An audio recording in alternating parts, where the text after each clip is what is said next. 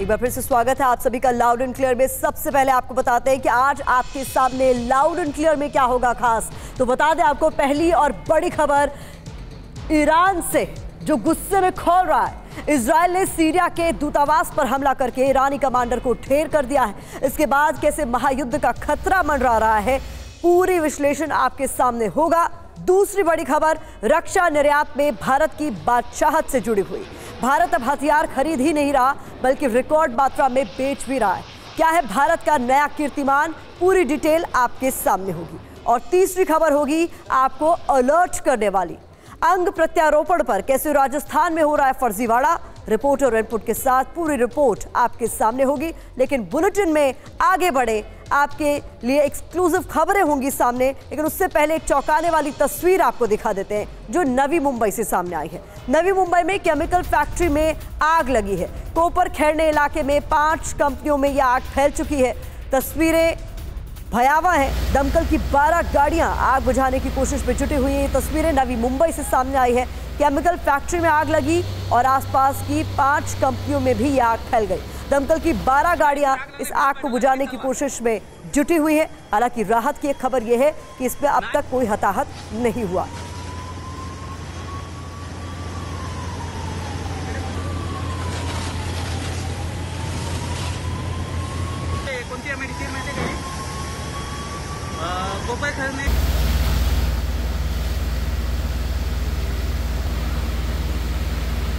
तो नवी मुंबई से ये हैरान कर देने वाली तस्वीरें सामने आई है जहां एक केमिकल फैक्ट्री में आग लगी और अभी आप तस्वीरों में देख सकते हैं आग कितनी भयावह है। आग बुझाने की कोशिश दमकल विभाग की टीम लगातार कर रही है। 5 फैक्ट्रियों में ये आग अब तक फैल चुकी है। तो काले धुएं का गुबार तस्वीरों में साफ तौर पर नजर आ रहा है। मॉस्को से एक चौंकाने वाला वीडियो भी इस बीच सामने आया। हाईवे पर एक ट्रक में आग लगी हुई थी। इस ट्रक में गैस सिलेंडर थे। ट्रक की आग बुझाने के लिए फायर फाइटर पहुंचे हुए थे। फायर फाइटर आग बुझा ही रहे थे कि तभी अचानक ट्रक में जोरदार धमाका हुआ। धमाका इतना जोरदार था कि आग की लपटें दूर दूर तक दिखाई दी। इस धमाके से आसपास खड़ी 5 गाड़ियां तबाह हो गई। गनीमत थी कि इसमें कोई हताहत नहीं हुआ। लेकिन ये भी तस्वीरें आप देख रहे हैं जहां पर एक ट्रक में जिसमें सिलेंडर भरे हुए थे एकाएक धमाका होता है और आसपास चीख पुकार मच जाती। मॉस्को से ये तस्वीरें सामने आई है। बताया जा रहा है कि इसमें कोई हताहत नहीं हुआ, लेकिन धमाका कितना जोरदार था ये तस्वीरों में साफ तौर पर देखा जा सकता है। तो ट्रक में जोरदार धमाके की वजह से आसपास खड़ी 5 गाड़ियों को भी नुकसान पहुंचा है।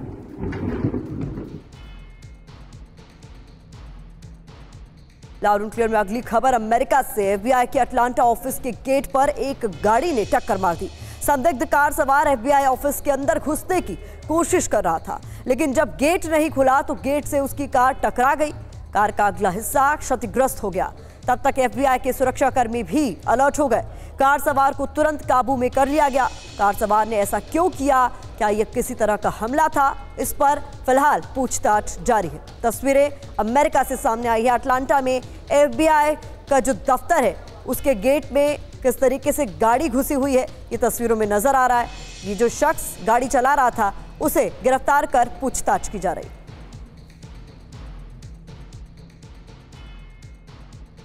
अगली खबर हरिद्वार से है जहां एक प्राइवेट हॉस्पिटल में दबंगों ने डॉक्टर और मेडिकल कर्मचारियों को बुरी तरह से पीट दिया। इमरजेंसी वार्ड में घुसकर दबंगों ने मारपीट की। लाठी डंडों से डॉक्टर को पीटा। कुछ कर्मचारियों ने मौके से भागकर किसी तरह अपनी जान बचाई।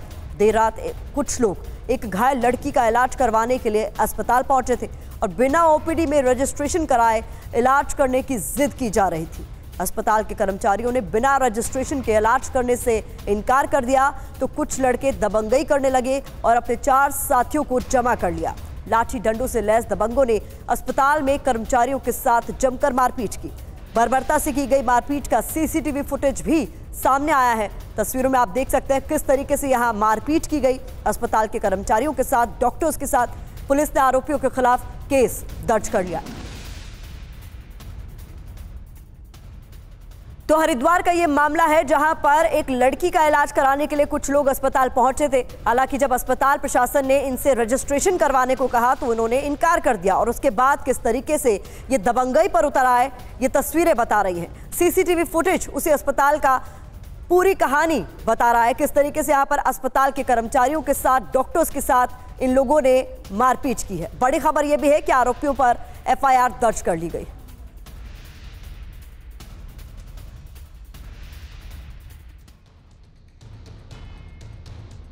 और अब आज की सबसे बड़ी खबर, इजराइल और ईरान के बीच की दुश्मनी नेक्स्ट लेवल पर पहुंच गई है। इजराइल ने सारे नियमों को तोड़कर इस बार डायरेक्ट ईरान पर हमला किया है। इजराइल ने सीरिया की राजधानी दमिश्क में एयर स्ट्राइक की। इस एयर स्ट्राइक का निशाना था ईरानी वाणिज्य दूतावास। इजराइल के इस विध्वंसक हमले में ईरान को बड़ा नुकसान हुआ है। ईरान के 7 अफसरों की मौत हो गई है, जिसमें ईरान के टॉप कमांडर भी शामिल। पश्चिम एशिया पहले से ही युद्ध की आग में झुलस रहा है। इजराइल गाजा युद्ध, इजराइल लेबनान तनाव के बाद इजराइल और ईरान के बीच भी टक्कर होने की आशंका इसके बाद से तेज हो गई है। पिछली बार इजराइल ने अमेरिका की मदद से ईरान के टॉप कमांडर जनरल सुलेमानी को मौत की नींद सुलाया था और ईरान चुप रहा। लेकिन इस बार इजराइल ने ईरान के शीर्ष 3 कमांडरों को मार गिराया है, जिसके बाद पश्चिम एशिया में नए सिरे से युद्ध भड़कने की आशंका जो है वो जताई जा रही है। तो सीरिया की राजधानी दमिश्क में इजरायली एयर स्ट्राइक से मिडिल ईस्ट में युद्ध की आशंकाएं गहरा गई है। इजरायली एयर स्ट्राइक से ईरान के काउंसलेट को तबाह कर दिया, जिसमें ईरान की एलीट फोर्स रेवोल्यूशनरी गार्ड के टॉप सैन्य कमांडर मोहम्मद रजा जाहेदी की मौत हो गई। हमले में जाहेदी के सहयोगी कमांडर हाजी रहीमी समेत IRGC के कुल 7 अधिकारी मारे गए। इस हमले के बाद ईरान भड़का हुआ है और उसने इजराइल से बदला लेने की धमकी भी दे डाली।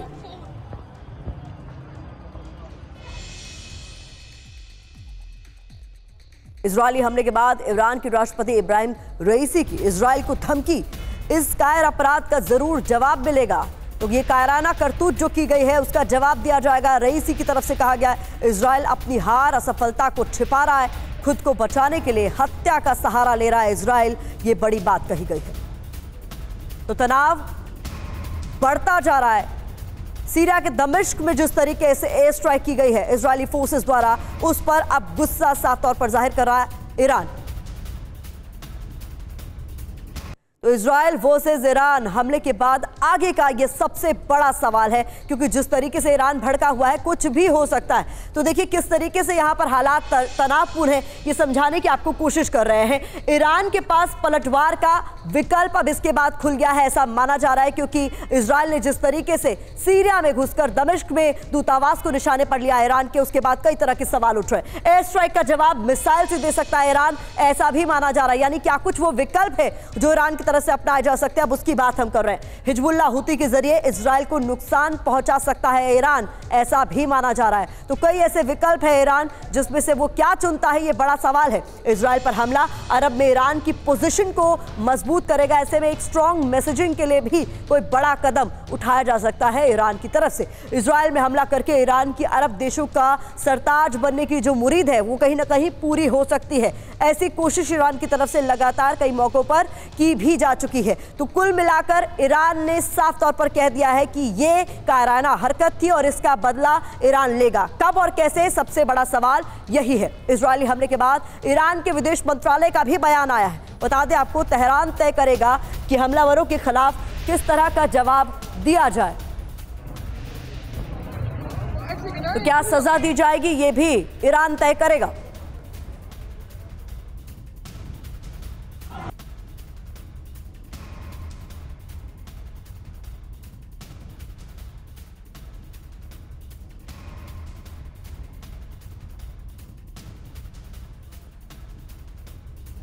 तो विदेश मंत्री ने साफ तौर पर यह संदेश दे दिया है कि अब तेहरान तय करेगा कि आगे क्या होगा, क्या सजा दी जाएगी ये भी ईरान तय करेगा। तो साफ तौर पर ईरान ने खुली धमकी अब दे दी है। जिस तरीके से इजराइल ने F-35 का इस्तेमाल कर सीरिया के दमिश्क में ईरान के दूतावास को निशाने पर लिया है, तो उसके बाद ईरान आग बबूला है।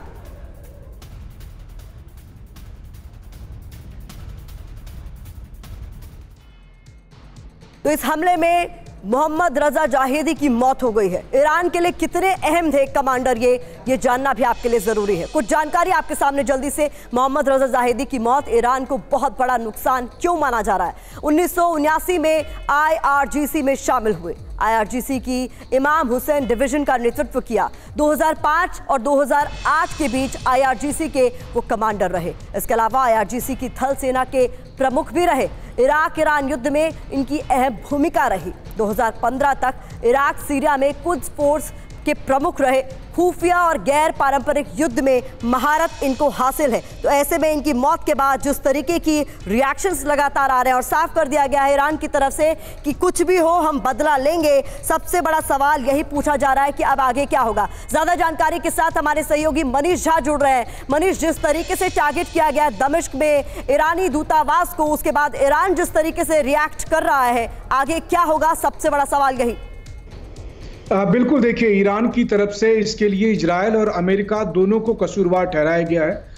अमेरिका के लिए ईरान ने तेहरान में स्थित जो स्विट्जरलैंड एम्बेसी है, जो अमेरिका का वहाँ रिप्रेजेंटेशन करती है, उनके डिप्लोमेट को बुलाकर समन किया गया और उन्हें साफ तौर पर धमकी देते हुए कहा गया कि हम इसके लिए वॉशिंगटन को भी कसूरवार ठहराते हैं। देखिए, टाइमिंग बहुत महत्वपूर्ण है। टाइमिंग इसलिए क्योंकि ये पूरी दुनिया जानती है कि हमास हो, हिजबुल्लाह हो या हुती हो, ये सब ईरान के प्रॉक्सी के तौर पर काम करते हैं। लेकिन इजराइल ने एक दूसरे देश यानी सीरिया में एक तीसरे देश के डिप्लोमेटिक बिल्डिंग को उड़ा दिया और उसमें ईरान के टॉप कमांडर मारे गए।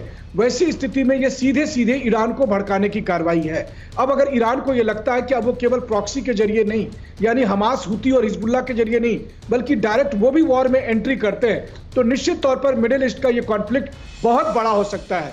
ईरान के राष्ट्रपति ने फिलहाल टर्की के प्रेसिडेंट और दूसरे मिडिल ईस्ट के नेताओं के साथ बात की है और इजराइल के साथ सभी तरह के संबंध को उन्हें तोड़ने के लिए कहा। तो कुल मिलाकर जिस तरह से मिडिल ईस्ट में हालात बिगड़ रहे हैं, इसी वजह से अगर आप कहें कि पिछले दिनों अमेरिका ने इजराइल के साथ एक डील की थी जिसमें 50 के करीब F-15 देने की मंजूरी दी गई है। तो एक बड़े जंग की तैयारी है। बड़े जंग के लिए जो प्रोवोकेशन हो सकता है, मुझे लगता है कि इजराइल ने वो कर दिया है। अब आने वाले समय में इजराइल के खिलाफ ईरान का क्या रिस्पॉन्स होता है वो देखना होगा। जी, मैं चाहूंगी मनीष आप हमारे साथ बने रहे। इस बीच एक और बड़ा अपडेट अपने दर्शकों तक पहुंचा देते हैं। बता दें, ईरान ने अमेरिका को इस बीच चेतावनी दी है। ईरान ने सीधे अमेरिका पर आरोप लगा दिया है। हमले के लिए अमेरिका जिम्मेदार है, ये कहना ईरान का। तेहरान में स्विस एम्बेसी के जरिए अमेरिका को ये मैसेज दिया गया है। अमेरिकी राष्ट्रपति को जो बाइडेन को हर पल की जानकारी इस पूरे मामले को लेकर दी भी जा रही है, लेकिन सीधे तौर पर अमेरिका को घेरता हुआ ईरान अब साफ तौर पर यह कह रहा है कि कहीं ना कहीं अमेरिका का इन्वॉल्वमेंट है। जानकार भी ऐसा मान रहे हैं कि इंटेल्स कहीं ना कहीं से अमेरिका से तो मिले ही होंगे। आइए अब आपको बताते हैं कि अब तक ईरान के कितने टॉप कमांडर्स जो हैं वो मार गिराए गए हैं। ये जानकारी आपके सामने हम रखते हैं। फिर से मनीष का रुख करेंगे। 1 अप्रैल की बात करें, दमिश्क सीरिया, तो जो हमला हुआ है सबसे ताजा हमला, उसमें इजरायली हमले में टॉप कमांडर मोहम्मद रजा जाहिदी को ढेर कर दिया गया। इसके अलावा बता दें 2 मार्च बनियाद सीरिया में IDF एयर स्ट्राइक में IRGC कर्नल रेजा जरई मारे गए थे। इसके अलावा कुछ और जानकारी आपके सामने। 2 मार्च को ही ईरान समर्थित रेजिस्टेंस बलों का यहां सैन्य सलाहकार है जिसे मार गिराया गया था, जिसको लेकर जानकारी हम आपके साथ साझा कर रहे थे। 25 दिसंबर 2023 ईरानी कमांडर सैयद रजी मुसावी की मौत हुई है। और इसके अलावा कुछ और नाम है जिसको लेकर अब ईरान आग बबूला है। सीरिया में IRGC सीनियर एडवाइजर रहे थे जिनके बारे में हम जानकारी आपके सामने रख रहे थे। वो कौन कौन से ईरानी कमांडर हैं जो अब तक मारे गए हैं। 30 दिसंबर 2023 ईरान के 11 कमांडर मारे गए। ऐसे में ईरान जो आग बबूला है वो क्या एक्शन लेता है, इसी पर सभी की नजर टिकी हुई है। IRGC Quds force commander Qasem Soleimani की मौत को ऐसे भूल सकता है ईरान? जनवरी 2020 की यह बात, बगदाद में अमेरिका इजराइल के ड्रोन हमले में इनकी मौत हुई थी और इसको लेकर भी तनाव बहुत ज्यादा चरम पर पहुंच गया था। तो कुल मिलाकर वो कौन कौन से कमांडर हैं जो अब तक मारे गए हैं, इनकी डिटेल्स आपके सामने हमने रख दी है। तो अब तक इतने ईरानी कमांडर्स मारे गए हैं, लेकिन जिस तरीके से सीरिया के दमिश्क में जाकर हमला किया गया है वो एक बड़ा डेवलपमेंट है। इस वक्त बड़ी खबर आ रही है, आम आदमी पार्टी के सांसद संजय सिंह को जमानत मिल गई है। ये इस वक्त की सबसे बड़ी खबर। सुप्रीम कोर्ट से संजय सिंह को जमानत मिल गई है। शराब नीति घोटाला मामले में संजय सिंह की भी गिरफ्तारी हुई थी और वो तिहाड़ जेल में बंद थे। इस वक्त की ये बड़ी खबर है। आम आदमी पार्टी के सांसद संजय सिंह को सुप्रीम कोर्ट से जमानत मिल गई है। तो एक तरफ अरविंद केजरीवाल को 15 अप्रैल तक न्यायिक हिरासत में भेज दिया गया कोर्ट के ऑर्डर के बाद, और इस बीच आम आदमी पार्टी के लिए एक राहत की खबर जरूर आई है सामने, जहां सुप्रीम कोर्ट से आम आदमी पार्टी के सांसद संजय सिंह को जमानत मिल गई है। मनी लॉन्ड्रिंग मामले में संजय सिंह को सुप्रीम कोर्ट से जमानत मिली है। ये इस वक्त की सबसे बड़ी खबर आपके सामने हम रख रहे हैं।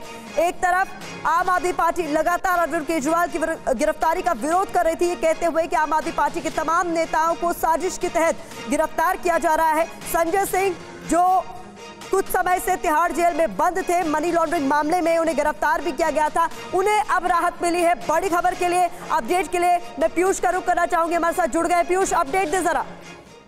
जी बिल्कुल प्रतिमा, देखिए सुप्रीम कोर्ट ने संजय सिंह को जमानत प्रदान कर दी है और ये कहा है कि वो राजनीतिक गतिविधियों में शामिल हो सकते हैं। इससे पहले जब सुनवाई हुई थी तो सुप्रीम कोर्ट ने ईडी से पूछा था कि आखिर उन्हें जेल में क्यों रखा गया है और आप स्पष्ट जवाब दें कि क्या आगे उन्हें जेल में रखे जाने की जरूरत है। और जब ईडी ने अपना जवाब सुप्रीम कोर्ट के समक्ष रखा तो सुप्रीम कोर्ट इससे संतुष्ट नहीं हुआ कि आगे संजय सिंह को जेल में रखे जाने की जरूरत है, और इस स्थिति में सुप्रीम कोर्ट ने संजय सिंह को जमानत प्रदान कर दी है और ये कहा है कि जो जमानत की शर्तें होंगी वो ट्रायल कोर्ट स्पष्ट करेगी।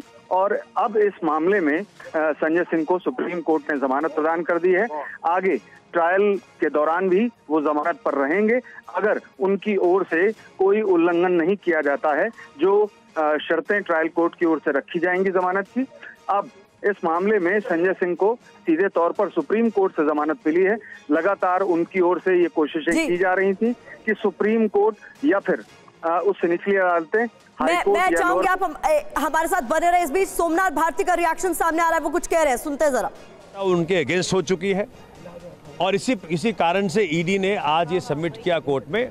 अब धीरे धीरे करके हर कोई समझ पाया है कि भाजपा ने अलोकतांत्रिक तरीके से, असंवैधानिक तरीके से देश के एजेंसियों पे कब्जा करके अपना उल्लू सीधा किया है। राजनीतिक कारणों से जो इस प्रकार के एक माहौल पैदा करने का प्रयत्न किया कि भाई राजनीतिक विरोधियों को जेल में डाल दो, ईडी को वसूली के साधन बनाओ।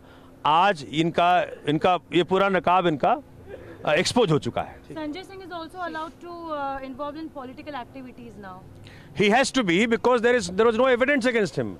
There is no evidence against any of our leaders. Neither Manish Sisodia, nor Sanjay Singh, nor Satinder Jain, nor Kejriwal Saab. So that is why the court has to. I mean, they saw the truth in front of them that how ED was misused by BJP for their own political interest. Court has said that nothing has been restored. Nothing has been recovered, and there is no trace. Yes. So finally, truth has come out. सच को दबा सकते हैं लेकिन delay कर सकते हैं, लेकिन हमेशा के लिए खत्म नहीं कर सकते। सच आज आगे आ चुका है। सोमनाथ भारती जी, आपके लिए आज उम्मीद की किरण जो सुप्रीम कोर्ट से निकल के आई, कैसे लेते हैं इस फैसले को? आखिरकार सच की जीत होगी ही। सुप्रीम कोर्ट एक ऐसा इंस्टीट्यूशन है जहां से हमें न्याय का उम्मीद है।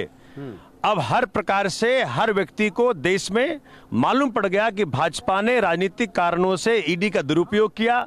ईडी के पास हमारे खिलाफ कोई सबूत नहीं है, सबूत सारा भाजपा के खिलाफ है। तो आज सच की जीत हुई है और माननीय उच्चतम न्यायालय का धन्यवाद करते हैं कि सही समय पे सही फैसला आ गया है। अब भाजपा 2024 का चुनाव बड़ी बुरी तरह हारेगी। जनता बताएगी किस प्रकार से आपने लोकतंत्र का गला घोटने का काम किया। क्या और नेताओं के लिए भी आपका दरवाजा खुलेगा? मनीष सिसोदिया, अरविंद केजरीवाल जेल में है, सत्येंद्र जैन जेल में, उनके लिए रास्ता खुलेगा? बिल्कुल खुलेगा, क्योंकि जब चूंकि सबकी स्थिति एक जैसी थी, वे किसी के पास भी कोई प्रमाण नहीं था, किसी के पास भी कोई एविडेंस नहीं था। तो आम आदमी पार्टी के दिल्ली से लोकसभा उम्मीदवार है सोमनाथ भारती, जिनकी तरफ से तमाम बातें कही गई है। संजय सिंह को जमानत मिलने के बाद उनकी तरफ से कहा गया कि ईडी का मिसयूज किया जा रहा है राजनीतिक फायदे के लिए, और आज सच सामने आ गया है। सुप्रीम कोर्ट से ही उम्मीद है, ये तमाम बातें उनकी तरफ से कही गई है। पीयूष, एक बार फिर से आपका रुख करना चाहूंगी। संजय सिंह को जमानत के साथ ही आप कह रहे हैं कि कुछ शर्तें भी होंगी जिनका उल्लंघन वो नहीं करेंगे तो उनके लिए आसानी रहेगी। क्या होंगी वो शर्तें? क्या वो शर्तें सामने आ गई है? किन शर्तों के आधार पर उन्हें जमानत मिली है?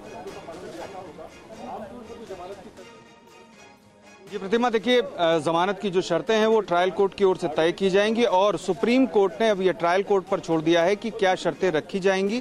ये शर्तें बेसिकली जो बॉन्ड होता है या फिर जो जमानतगीर होंगे उनकी तरफ से जो जमानत लेंगे कि अगर संजय सिंह जमानत पर रहेंगे तो उनकी ओर से किसी भी तरह से जो ट्रायल है उसमें पूरी तरह से सहयोग दिया जाएगा, जांच में सहयोग दिया जाएगा।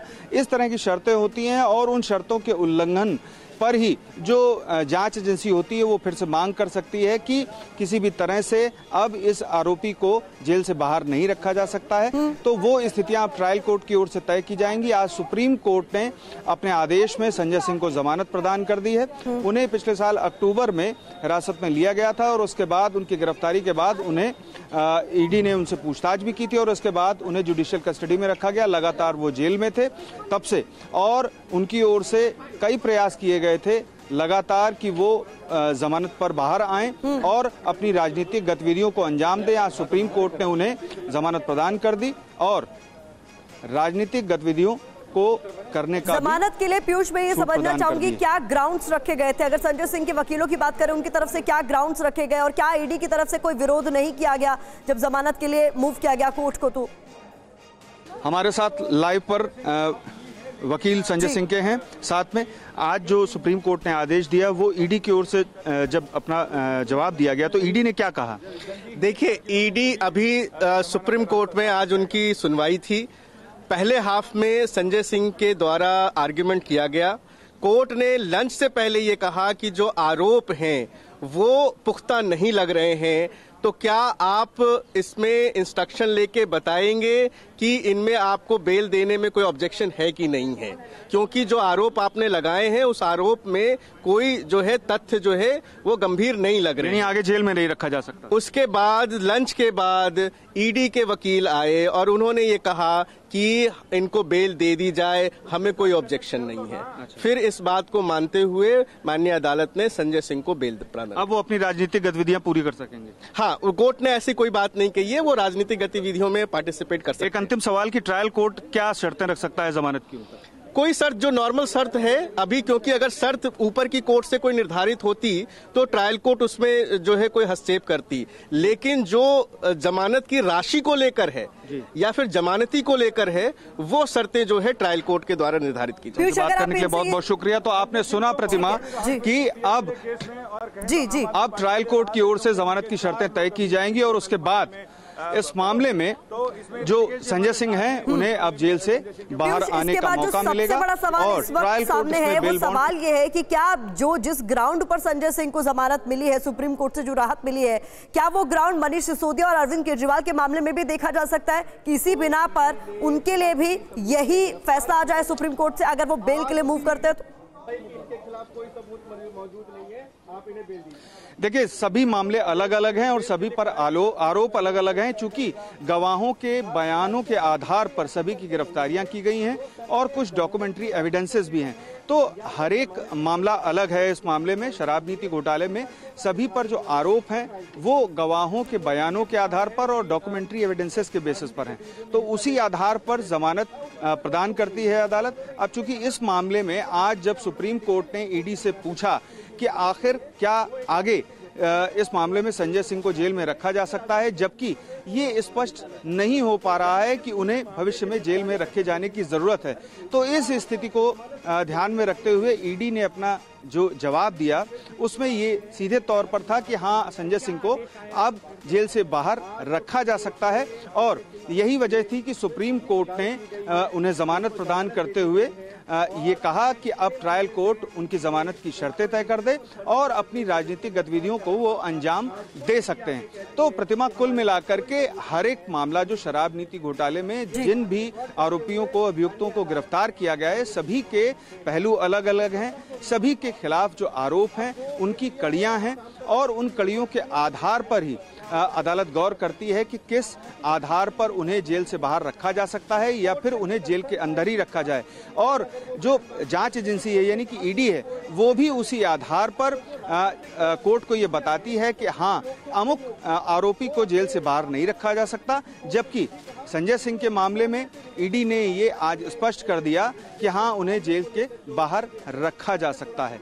क्योंकि इस मामले में सुप्रीम कोर्ट से जब पहले सुबह सुनवाई हुई, तब सुप्रीम कोर्ट ने ये पूछा था ईडी से कि आप आकर 2 बजे बताएं हमें कि आगे अब क्या संजय सिंह को जेल में रखे जाने की जरूरत है। तब आकर के ईडी ने ये साफ किया कि जो तथ्य हैं उसके आधार पर संजय सिंह को जमानत प्रदान की जा सकती है, इसमें कोई आपत्ति नहीं है। तो कुल मिलाकर के जो कड़ियां हैं उनके आधार पर हर एक आरोपी का मामला अलग है, उसके खिलाफ आरोप अलग हैं, और ऐसी स्थितियों को ध्यान में रखते हुए ही अदालत जमानत प्रदान करती है। तो जो मनीष सिसोदिया हैं उनका मसला अलग है, अरविंद केजरीवाल का मसला अलग है, और संजय सिंह का जो आरोप और जो उनके खिलाफ जो सारे तथ्य हैं वो अलग हैं। तो उन तथ्यों को ध्यान में रखकर ही अदालत ने जमानत प्रदान की है। और अगर कोई अन्य आता है यहाँ पर जमानत मांग करने के लिए, तो ऐसी स्थिति में उनके खिलाफ जो आरोप हैं और जो तथ्य हैं उन पर गौर करते हुए अदालत अपना आदेश जारी करेगी। जी प्रतिमा। तो ये इस वक्त की बड़ी खबर है, एक बार फिर से अपने दर्शकों को बता देते हैं। 6 महीने बाद संजय सिंह को जमानत मिल गई है। 6 महीने से वो जेल में थे। शराब नीति घोटाला मामले में मनी लॉन्ड्रिंग के आरोप उन पर लगे हुए थे, लेकिन साफ तौर पर हमारे सहयोगी पीयूष इस वक्त का सबसे बड़ा अपडेट दे रहे हैं कि ईडी के जो वकील है उनसे जब पूछा गया कि जमानत के लिए मूव किया गया है, आपको कोई ऑब्जेक्शन तो नहीं, तो उनकी तरफ से कोई ऑब्जेक्शन नहीं दिया गया। ऐसे में एक बड़ी राहत लेकर आया सुप्रीम कोर्ट का यह फैसला आम आदमी पार्टी के लिए भी।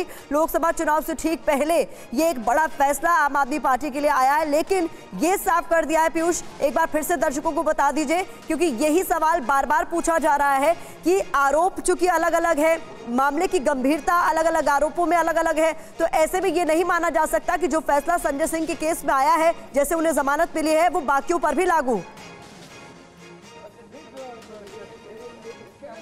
बिल्कुल प्रतिमा, देखिए हर एक मसला, हर एक आरोप और हर एक जो एविडेंस है उसकी जो गंभीरता है उसको ध्यान में रखते हुए, स्थितियों को ध्यान में रखते हुए अदालत ये तय करती है कि किस आरोपी को जमानत दी जाए और किसको नहीं दी जाए। तो ऐसी स्थिति में जबकि संजय सिंह को जमानत मिल गई है, तो आम आदमी पार्टी के जो शराब नीति घोटाला मामले में जेल में अन्य आरोपी या नेता बंद हैं, उनको जमानत जरूर इसी आधार पर मिल जाएगी। ये बिल्कुल नहीं कहा जा सकता, क्योंकि हर एक मामले की स्थिति अलग है और हर एक जो आरोपी है उसकी भूमिका अलग है। तो ऐसी स्थिति में जबकि हर एक व्यक्ति की भूमिका अलग है, तो ऐसी स्थिति में ये बिल्कुल स्पष्ट है कि अदालत हर एक मामले पर अलग अलग तरीके से स्थितियों को ध्यान में रखते हुए विचार करती है और उसी आधार पर जमानत तय करती है। इस मामले में लगातार कई मौकों पर सुनवाई हुई और अभिषेक मनु सिंघवी जो संजय सिंह की तरफ से पेश हुए, उन्होंने अप्रूवर्स के बयानों के मामले पर ये स्थिति स्पष्ट की थी कि सिर्फ अप्रूवर के बयानों के आधार पर लगातार जेल में नहीं रखा जा सकता। और इसके बाद आज जब ईडी की ओर से तर्क दिए जा रहे थे, तब सुप्रीम कोर्ट ने ईडी से ये स्पष्ट बताने को कहा कि क्या आगे संजय सिंह को जेल में रखा जाए, क्योंकि इस मामले में वो पिछले 6 महीने से जेल में हैं, अक्टूबर 2023 से जेल में हैं। तो ऐसी स्थिति में क्या उन्हें आगे जेल में रखा जा सकता है? तब ईडी ने 2 बजे आकर के ये स्पष्ट किया कि उन्हें आपत्ति नहीं है। जी प्रतिमा, मैं चाहूंगी आप हमारे साथ बने रहे। इस बीच जीत भाटी ने भी हमें ज्वाइन कर लिया है, मुख्यमंत्री आवास से वो हमारे साथ जुड़े हुए हैं। सबसे बड़ी राहत लेकर आया आज सुप्रीम कोर्ट से आया हुआ ये फैसला जिसमें जमानत मिल गई है संजय सिंह को। सबसे पहले किस तरीके के रिएक्शंस निकलकर सामने आ रहे हैं, क्योंकि आज ही आतिशी ने प्रेस कॉन्फ्रेंस कर कई गंभीर आरोप लगा दिए कि उन पर दबाव बनाया जा रहा है बीजेपी ज्वाइन करने के लिए। जांच एजेंसियों के दुरुपयोग का आरोप तो पार्टी लगाती ही रही है।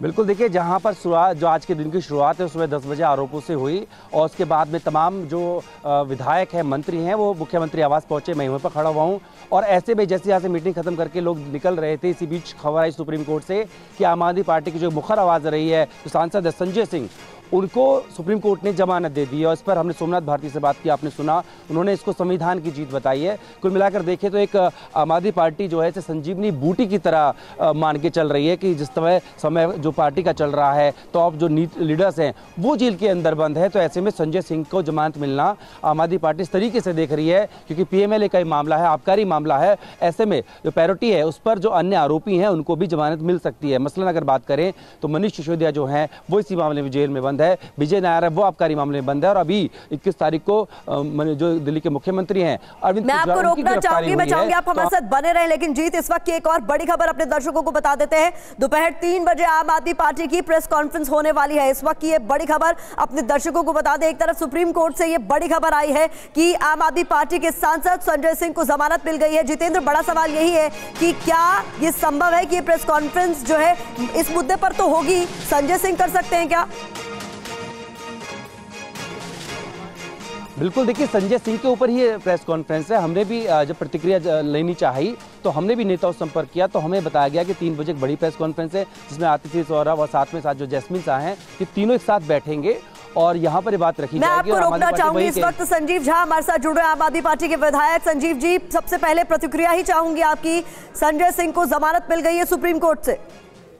देखिए, सत्यमेव जयते, मुझे लगता है कि भगवान के घर में देर है अंधेर नहीं है। आज ये साबित हुआ। मुझे लगता है कि ये बेल तमाम साजिशकर्ताओं के मुंह पर बहुत बड़ा तमाचा है कि लगातार 1.5 साल से किस तरह से ये झूठे केस में फंसा करके न्यायालय को गुमराह करने की कोशिश की जा रही थी इन्वेस्टिगेटिंग एजेंसी के द्वारा। अब मुझे लगता है कि माननीय सुप्रीम कोर्ट के समझ में आ गया कि इन्वेस्टिगेटिंग एजेंसी केवल गुमराह कर रही है। तो मुझे लगता है कि एक बहुत बड़ा दिन है और हम आम आदमी पार्टी परिवार के लिए, हम सब के लिए एक बहुत बड़ा खुशी का दिन है। इस फैसले के बाद क्या उम्मीद भी जगी है संजीव जी कि अब यही उम्मीद, यही राहत आपको मनीष सिसोदिया या अरविंद केजरीवाल के मामले में भी मिल सकती है? क्योंकि लगातार पार्टी ये कह रही है कि कोई सबूत है नहीं जिसके बिना पर इतने लंबे समय से जेल में रखा गया। आज की भी सुनवाई आप देखेंगे तो माननीय सुप्रीम कोर्ट ने यही कहा कि आपके जो स्टार विटनेस हैं उसके बयान का कोई किसी तरह कोई कोरोबोरेशन नहीं है, कोई एविडेंस नहीं मिल रहा है, तो आप जेल में कब तक रखेंगे? इन्वेस्टिगेशन के नाम पर जेल में कब तक किसी को बंद रखेंगे आप? तो मुझे लगता है कि देखिए, न्यायालय को गुमराह सरकार के द्वारा की जा रही थी, उनकी एजेंसी के द्वारा करवाई जा रही थी, लेकिन एक दिन न्यायालय को भी सच पता चल गया है और चल जाएगा। तो मुझे लगता है कि बाकी भी केसेस में इसी तरह से रिलीफ मिलेगी, ये मुझे बिल्कुल उम्मीद है। बहुत शुक्रिया हमारे साथ जुड़ने के लिए। संजीव झा बता रहे हैं कि साजिशकर्ताओं के मुंह पर ये जोरदार तमाचा है। जिस तरीके से सुप्रीम कोर्ट ने फैसला सुनाते हुए जमानत दे दी है संजय सिंह को। एक बार फिर से जितेंद्र भाटी का मैं रुख करना चाहूंगी, वो लगातार हमारे साथ जुड़े भी हुए हैं। दोपहर 3 बजे आम आदमी पार्टी की प्रेस कॉन्फ्रेंस को लेकर अब कई तरह की बातें कही जा रही है। इतना तो साफ है कि संजय सिंह को जो जमानत मिली है वो विषय रहने वाला है। जीत, बिल्कुल, देखिए वही विषय रहने वाला है। जैसी खबर हम तक पहुंची, हमने आम आदमी पार्टी के नेताओं से संपर्क किया और जानना चाहा कि उनकी प्रतिक्रिया क्या है, तो उसके जवाब में बताया गया कि इसको लेकर के तमाम जो बड़े नेता हैं, 3 सौरभ भारद्वाज हैं, आतिशी हैं, जैस्मिन शाह है, ये तीनों जो है मिलकर 3 बजे प्रेस कॉन्फ्रेंस करेंगे, उस मामले में अपनी बात रखेंगे। देखिए, आम आदमी पार्टी इस बात को मुखरता से रखेगी कि वो पहले से कह रहे थे उनके नेताओं के खिलाफ ऐसा कोई सबूत नहीं है, केवल वो जो पहले आरोपी थे जिन्होंने लालच में गवाह बनाया और उनके आरोपों के आधार पर ही आम आदमी पार्टी के तमाम नेताओं को पकड़ के जेल में डाल दिया गया। तो ऐसे में उसके ऊपर कोर्ट ने, जो सुप्रीम कोर्ट ने उनको जमानत दी है, ऐसे में आम आदमी पार्टी उम्मीद करती है कि जो उसके अन्य नेता जेल में बंद है, मसलन बात करें मनीष सिसोदिया की या अरविंद केजरीवाल की या विजय नायर की, तो उनको भी प्रायोरिटी के हिसाब से अब आगे जमानत मिलने का रास्ता खुल गया है। तो इससे एक संजीवनी की तरह पार्टी मान रही है, क्योंकि देखिए चुनाव का बिगुल बज चुका है। तमाम जो चेहरे जो चुनाव के अंदर चुनाव प्रचार करते थे, स्टार कैंपेनर हुआ करते थे, अगर वो जेल में थे तो कौन करता? तो ऐसे में संजय सिंह को, क्योंकि कोर्ट ने कहा है कि राजनीतिक गतिविधियों में वो हिस्सा ले सकते हैं, हालांकि जो डिटेल्ड कंडीशंस की बात है वो ट्रायल कोर्ट तय करेगा। तो ऐसे में आम आदमी पार्टी को कम से कम ये उम्मीद जरूर जगी है। जीत, आप ये कह रहे हैं, लेकिन यहाँ पर एक सवाल जो उठ खड़ा होता है वो ये कि मामला भले ही शराब नीति घोटाले से जुड़ा हो, लेकिन आरोपों की गंभीरता अलग अलग है। ऐसे में ये भी हो सकता है कि जो फैसला, जिस तरीके की राहत संजय सिंह को मिली है, हो सकता है कि वैसी राहत अरविंद केजरीवाल या मनीष सिसोदिया को ना भी मिले। फिर ऐसे में पार्टी की क्या रणनीति रहने वाली है, ये भी बहुत महत्वपूर्ण हो जाता है। देखिए, 2 तरीके की लड़ाई होती है। एक तो लड़ाई होती है कि जो कानून के कोर्ट में लड़ी जाती है, एक होती है परसेप्शन की लड़ाई। कम से कम इस मामले में एक नेता को जमानत मिलना, ये आम आदमी पार्टी के लिए एक संकेत की तरह हो सकता है या प्रोस्पेक्ट बनाने में बहुत काम आएगा कि देखिए हमारे नेताओं को जो है जमानत भी मिल रही है, क्योंकि कोर्ट भी मान रहा है कि जो सीबीआई या फिर ईडी या फिर जांच एजेंसी या जो बीजेपी पार्टी दावा करती है उनमें दम नहीं है, इसलिए जो है ये जमानत मिली है। तो ऐसा परसेप्शन की बात होगी। वहीं दूसरी तरफ बात करें पीएमएलए का जो मामला है, उसमें हालांकि कोर्ट ने साफ किया है कि ये जो उदाहरण है वो हर मामले में लागू नहीं होगा। तो ऐसे में आम आदमी पार्टी की कोशिश होगी ये दलीलें दी जाएं कि जब जो कड़ियों को जोड़ने की बात कर रहे थे और उसमें से अगर एक कड़ी साफ निकल के आती है तो इसका मतलब ये लगता है कि जो दूसरी कड़ियां हैं उनके बीच में तार बिठाने की कोशिश जो एजेंसी कर रही है उसमें दम नजर नहीं आता है कि तमाम जो दावे हैं वो किया जाएगा। लेकिन अब आम आदमी पार्टी की रणनीति क्या है, इसका खुलासा 3 बजे होगा, जब ये 3 बड़े जो नेता हैं वो एक साथ बैठकर इस मामले में अपना जो वक्तव्य रखेंगे और उस पर नजर हमारी बनी रहेगी। एक अपडेट TV9 भारतवर्ष पर दर्शकों तक हम पहुंचाते भी रहेंगे। इस बीच सोमनाथ भारती ने इस पूरे मामले को लेकर क्या कहा है, जरा सुनिए। कुछ अंदर बातचीत हुई, देखिए अंदर बातचीत ये हुई कि भाजपा अपने मंसूबों पे फेल हो गई है। जिस प्रकार से भाजपा ने प्रयत्न किया था कि अरविंद केजरीवाल अरेस्ट करने के बाद पार्टी टूट जाएगी, विधायक बिखर जाएंगे, कार्यकर्ता हट जाएंगे, लेकिन रैली हुआ, पहले से कई ज्यादा संख्या में जनता आई, जनता ने सपोर्ट दिखा दिया। तो भाजपा अपने इरादों में बिल्कुल नाकाम साबित हो गई। आज अरविंद केजरीवाल जी को हमने भाभी के जरिए ये बताने का प्रयत्न किया कि आप अरविंद जी को बता दें, दिल्ली की जनता पहले से कहीं ज्यादा लामबंद हुई है अरविंद केजरीवाल के नाम पर आज, और जनता कह रही है रिजाइन मत करना अरविंद जी, क्योंकि भाजपा यही चाह रही है कि आप रिजाइन कर दें, सरकार पे कब्जा जमा लें। ये भाजपा देख नहीं रही है कि आज ईडी का दुरुपयोग जो भाजपा ने किया है ना, एज एक्सटॉर्शन डायरेक्टेड बना दिया है ईडी को। 2715 करोड़ इन्होंने इकट्ठा किया है, धमका करके वसूली की है। 55 करोड़ रुपया रेड्डी से इसने लिया, जो शराब का घोटाले का अपराधी था, और उसको बेल दिया। उसके 6 स्टेटमेंट्स में अरविंद केजरीवाल का नाम। आइए अपने सहयोगी पीयूष पांडे का रुख कर लेते हैं। सुप्रीम कोर्ट से लगातार हम तक अपडेट्स पहुंचा भी रहे हैं। अब चूंकि जमानत मिल चुकी है, अब कहा जा रहा है कि इस पूरे मामले में आम आदमी पार्टी कहीं ना कहीं ये उम्मीद लगाए हुए है। एक बार फिर से मैं आपसे वही सवाल इसलिए पूछ रही हूं क्योंकि जीत ने भी यही बात बताई कि पार्टी उम्मीद ये जता रही है, क्योंकि ये कोर्ट में शायद कहा गया, आप क्लैरिटी से बता पाएंगे कि कोई ट्रेस नहीं मिला, कोई रिकवरी नहीं हुई है, ऐसे में बेल ग्रांट कर देनी चाहिए, ये वकीलों की तरफ से कहा गया संजय सिंह के, और ईडी ने भी इस पर ऑब्जेक्ट नहीं किया। तो यही वो बाकी मामलों में भी ग्राउंड देने की कोशिश करेंगे पीयूष? बिल्कुल प्रतिमा, देखिए उम्मीद तो हमेशा जताई जा सकती है, लेकिन इस मामले में जो 1 करोड़ रुपए की रिश्वत का आरोप था और इसके अलावा जो पूरा 2 करोड़ रुपए को लेकर के ईडी की ओर से आरोप लगाया गया था, उसको लेकर के जो ट्रेल था वो स्पष्ट नहीं किया जा सका ईडी की ओर से। और लगातार जो वकील अभिषेक मनु सिंघवी थे उनकी ओर से ये कहा गया कि ये गवाहों के आधार पर जो बयान थे उनके आधार पर यह आरोप लगाया गया, और ऐसी स्थिति में इसमें आरोप में स्पष्टता नहीं है, जबकि वो लगातार जेल में है संजय सिंह। तो ऐसी स्थिति में जबकि 6 महीने बीत चुके हैं और ईडी की जांच में अभी तक कुछ निकल करके सामने नहीं आया है, तो वो एक राजनीतिक व्यक्ति हैं और इस दौरान उन्हें जमानत दी जानी चाहिए, क्योंकि अभी तक कुछ निकल कर सामने नहीं आया है। अगर कुछ भविष्य में ऐसा होता है तो फिर इस पर सुप्रीम कोर्ट विचार कर सकता है, लेकिन मौजूदा समय जो स्थितियां हैं उसके आधार पर उन्हें जमानत मिलनी चाहिए। और यही वजह थी कि जब ईडी से सुप्रीम कोर्ट ने स्पष्ट तौर पर बताने को कहा कि इस मामले में जो स्पष्टता है वो आप 2 बजे दोपहर तक पेश करिए कि आपको आपत्ति है जमानत पर या फिर नहीं है, और अगर आपत्ति है तो आखिर किस आधार पर है। तो वो आधार बताने में ईडी जो है अक्षम रही। और दूसरी बात ये थी कि उसने स्पष्ट कर दिया कि उसे आपत्ति नहीं है जमानत को लेकर के। तब अब ये माना जा सकता है कि अन्य जो कड़ियां हैं उनमें उनके आधार अगर स्पष्ट नहीं कर पाती है ईडी, और जो आम आदमी पार्टी के नेता जो जेल में बंद हैं शराब नीति घोटाला मामले में, तो ऐसी स्थिति में उन पर अदालत का रुख नर्म रह सकता है, क्योंकि ईडी की ओर से ये इस मामले में स्पष्ट नहीं किया जा सका कि आखिर उनको जेल में रखने का, आगे रखने का कारण क्या होना चाहिए, या फिर अभी तक जो आरोप लगाया गया उसकी स्पष्टता क्या है। तो ऐसी स्थितियों में बिल्कुल उम्मीद लगाई जा सकती है, लेकिन हर एक मामला अलग है, हर एक आरोपी अलग है, हर एक व्यक्ति की भूमिका अलग है। तो ऐसी स्थिति में ये नहीं कहा जा सकता बिल्कुल साफ तौर पर कि हर एक मामले में सुप्रीम कोर्ट का रुख समान ही होगा और संजय सिंह के जैसा ही होगा कि संजय सिंह को जमानत मिल गई है तो मनीष सिसोदिया को भी मिल जाएगी और अरविंद केजरीवाल को भी मिल जाएगी। ऐसा नहीं माना जा सकता है।